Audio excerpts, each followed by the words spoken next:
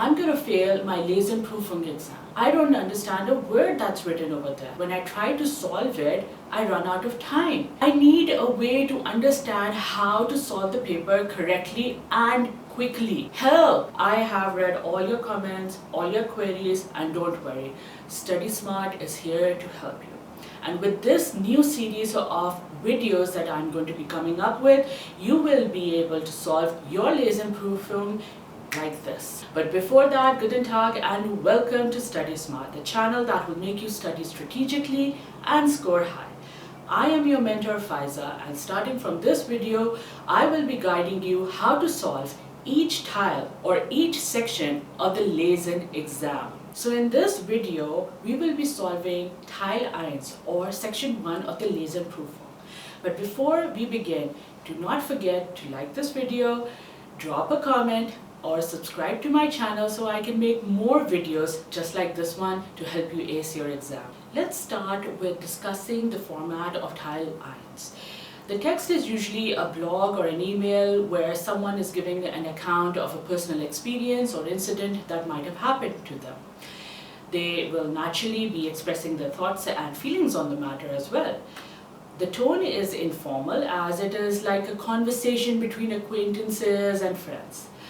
The text is accompanied by 6 true or false statements. The suggested time limit is 10 minutes. Now, how do we solve it? Step 1. Read the heading. What is this blog or email about?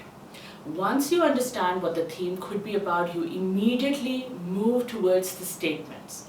Yes, do not read the text. Do not get caught in it and then feel frustrated that you might not understand it. Number 2. Read the first true or false statement. Write down whatever meanings you know of the words which are in the sentence and try to understand what they're trying to say. Step 3. Look for the answer in the text using a focus word. Write down the meanings of that part of the text which you feel matches the true and false statement. Step 4. Go back to the statement to see if it accurately matches the text. If not, it is false. If yes, then true. Step 5. Go to the next statement and repeat the steps. Got it? Okay, now let's start to solve section 1 or Teil 1 of this Lesen Prufüng. Okay, so we have the text and the statements side by side. Let's check the heading first. Meine Erlebnisse. Now this means my experiences. So the person is going to be telling or giving an account of whatever has happened to him. Let's just quickly read the sample statement. Sven ist mit seinem Handy schwimmen gegangen, which translates to Sven went swimming with his mobile phone, and you can see that it has been answered as richtig. So right from the start, without even reading the text, you understand what has happened to Sven, and you can put yourself in Sven's shoes and see what he has experienced. So let's read the first statement. Svens Handy ging kaputt, als es mit dem Handtuch zu trocknen versuchte. Let's try to find out what it means. Handy is mobile phone, kaputt means broken, als is while, Handtuch is hand towel, versuchte means tried. Now, even if you do not know what trocken means, you can guess it means to dry, because that is what you do with a towel to a mobile phone that has gotten wet. Now let's go to the text and try to find the keyword Handtuch. You can find it in the 3rd line of the 2nd paragraph. Let's zoom in and read the line. Meine erste Reaktion war, das Handy mit dem Handtuch trocken zu wischen. Let's see what this means. Erste means first, Reaktion means reaction, trocken we understood is dry, wischen is to wipe. Okay, good, but it doesn't say anything about getting broken. So let's read the other line. Maybe we'll get more info.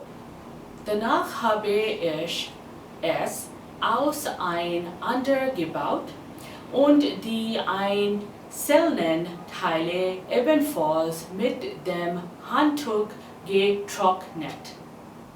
Danach ist dann auseinandergebaut. Okay, let's say you don't know this word. Move to the next. Einzelnen Teil. Teil means part or sections. Ebenfalls means likewise. And the rest means dried off with a handtuch. So let's just piece all this information together. So he dried off parts of the phone. So it means that to dry the parts, he would have taken the phone apart himself. In other words, he opened it up. So it didn't get broken on its own while drying it off. So statement number 1 is falsch.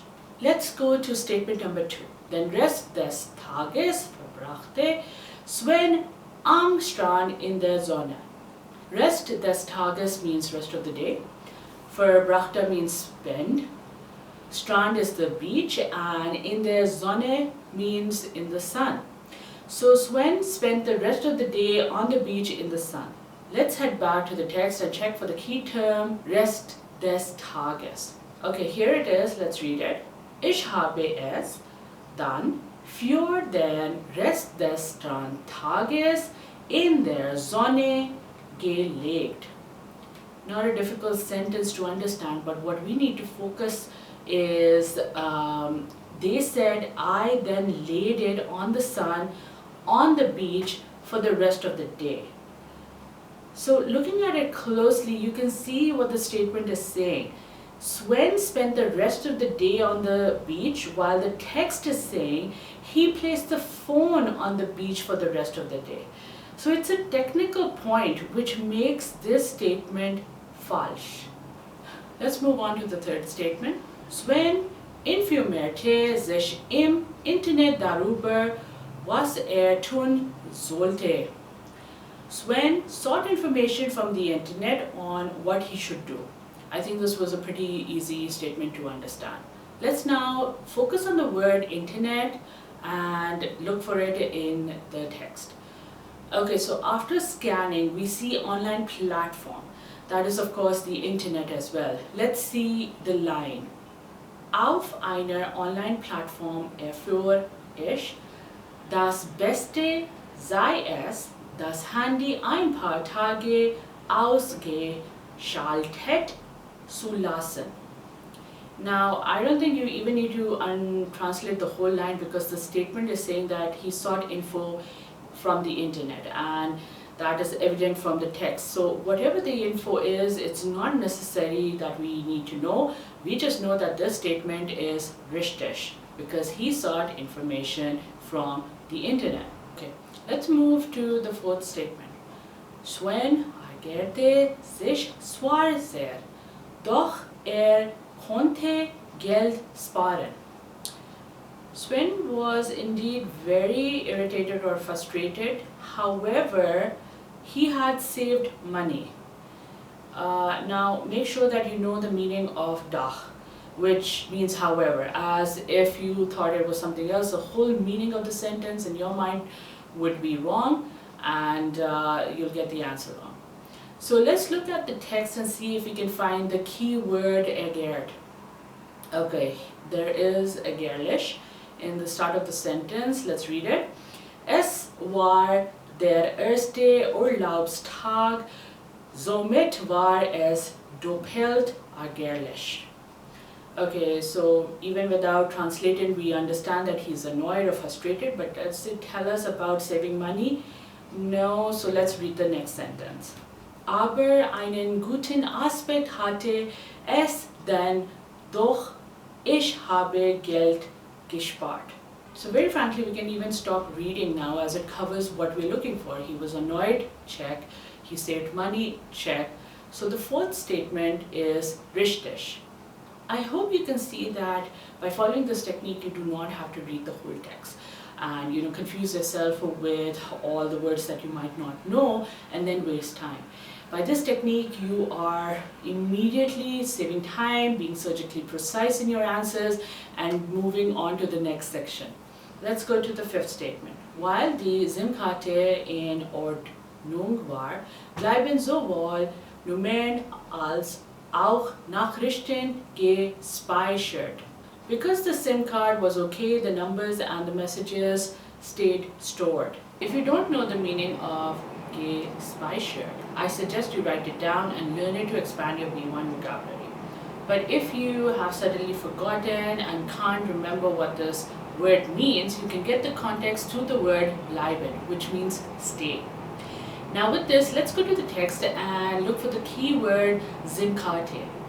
Okay, and here we have it in the start of the last paragraph. Die Zertifikate war glücklicherweise noch zu gebrauchen. So the SIM card was fortunately still usable. Again, the word glücklicherweise should give you the idea that this is good news. So let's read the rest of the sentence. Und so hatte ich weder Nummern noch Nachrichten verloren.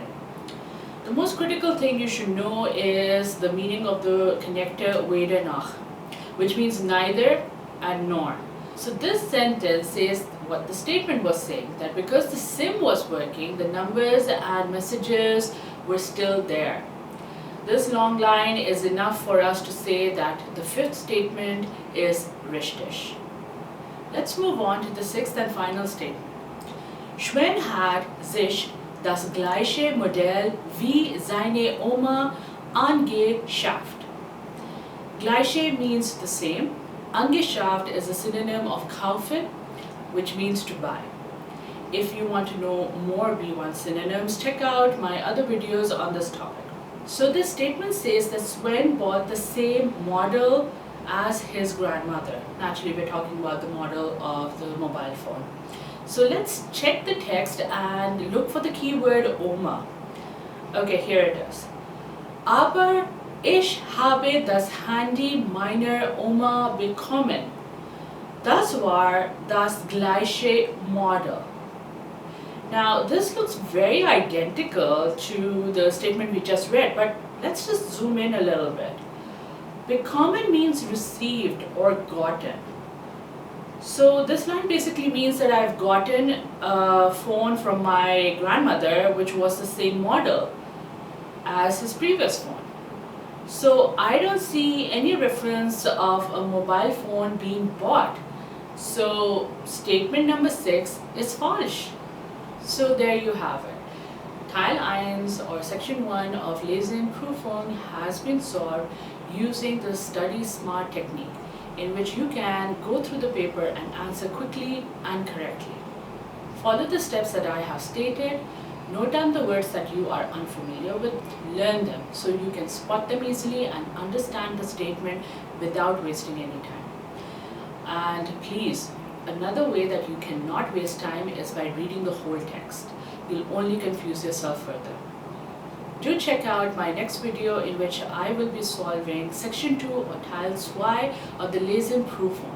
Keep an eye out for that. Before you go, don't forget to like this video, drop a comment if you have a query, a suggestion, or any other tips that you would like to give the rest of the viewers, and subscribe to my channel, the only channel that believes no exam is difficult, you just need to study smart. See you in my next video. Cheers!